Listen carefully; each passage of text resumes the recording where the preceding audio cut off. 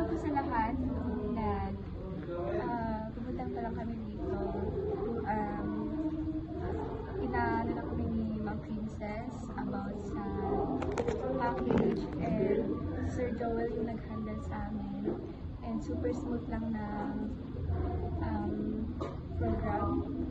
And yung mga foods and yung venue, maganda.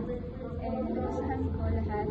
Lalo na yung mga sa staff, yung mga videographer, yung artists.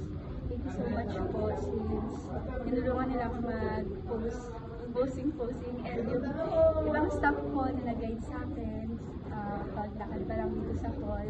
Thank you so much po. And thank you so much, Stala Sweets, sa magandang program. And ayun, nakulayan yung 18th birthday ko. Thank you so much po.